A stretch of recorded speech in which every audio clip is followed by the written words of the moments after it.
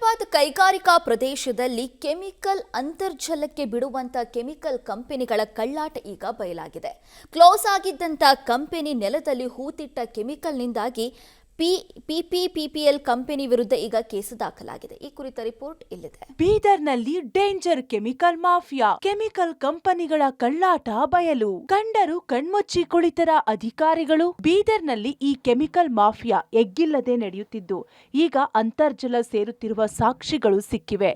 ಇಷ್ಟು ದಿನ ಕೈಗಾರಿಕಾ ಪ್ರದೇಶಗಳಲ್ಲಿ ಯಾವುದೇ ಅಕ್ರಮ ಕೆಮಿಕಲ್ ಮಾಫಿಯಾ ಇಲ್ಲ ಎನ್ನುತ್ತಿದ್ದವರಿಗೆ ಈಗ ಎಫ್ಐಆರ್ ಮೂಲಕ ಉತ್ತರ ಸಿಕ್ಕಿದಂತಾಗ್ತಿದೆ. ಹೌದು, ಬೀದರ್ ಮತ್ತು ಹುಮ್ನಾಬಾದ್ ಕೈಗಾರಿಕಾ ಪ್ರದೇಶದಲ್ಲಿ ವಿಷಕಾರಿ ಕೆಮಿಕಲ್ ಅಂತರ್ಜಲಕ್ಕೆ ಬಿಡುವ ಕೆಮಿಕಲ್ ಕಂಪನಿಗಳ ಮಹಾ ಕಳ್ಳಾಟ ಬಯಲಾಗಿದೆ.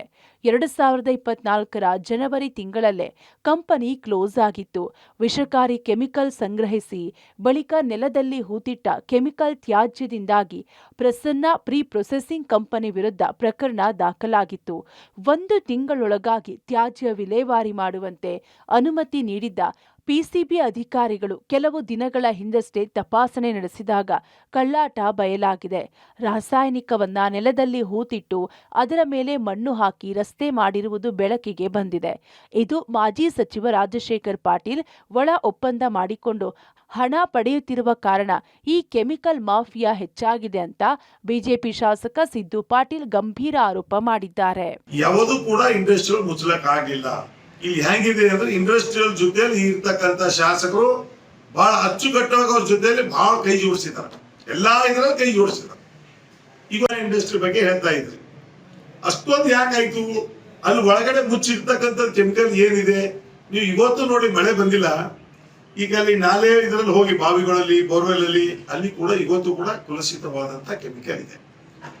ಇವತ್ತು ನೀವು ಮೊಳಕೆರ ಗಡವಂತಿದಲ್ಲಿ ಪ್ರತಿ ಬೋರ್ವೆಲ್ ನೀರು ಬಂದ್ರು ಕೂಡ ಅದರಲ್ಲಿ ಅಂಶ ಬರ್ತದೆ.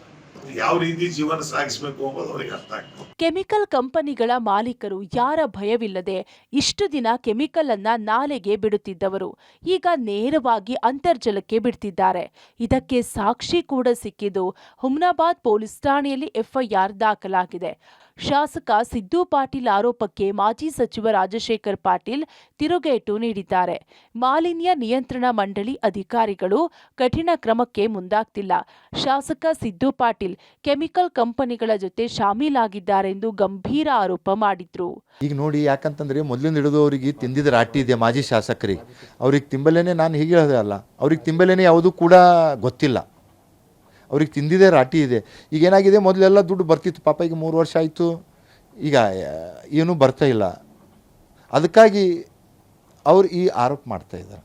ಯಾವುದೇ ಆರೋಪ ಮಾಡೋದಕ್ಕೆ ಮೊದಲ ಅವ್ರ ಹತ್ರ ಏನು ಎವಿಡೆನ್ಸ್ ಇದೆ ಅಂತ ಕೊಡಿ ಅಂತೇಳಿ, ದಾಖಲಾತಿಗಳು ಕೊಡಲಿ. ನಾನು ಇವ್ರ ಹತ್ರ ಶಾಮೀಲಾಗಿನಿ, ನಾನು ಇವ್ರ ಹತ್ರ ಹಿಂಗೆ ಮಾಡ್ತಾ ಇದ್ದೀನಿ, ನಾನು ಏನಾರ ಮಾಡಿದಂಥದ್ದು ಕೇಂದ್ರ ಬೇಕಲ್ಲ. ಹುಮ್ನಾಬಾದ್ ಕೈಗಾರಿಕಾ ಪ್ರದೇಶದಲ್ಲಿ ರಾಜಾರೋಷವಾಗಿ ವಿಷಕಾರಿ ಕೆಮಿಕಲ್ ಅನ್ನ ಅಂತರ್ಜಲಕ್ಕೆ ಬಿಡುವ ಕೆಮಿಕಲ್ ಕಂಪನಿಯ ಕಳ್ಳಾಟ ಈಗ ಬಯಲಾಗಿದ್ದು ಮಾತ್ರ ವಿಪರ್ಯಾಸದ ಸಂಗತಿಯಾಗಿದೆ.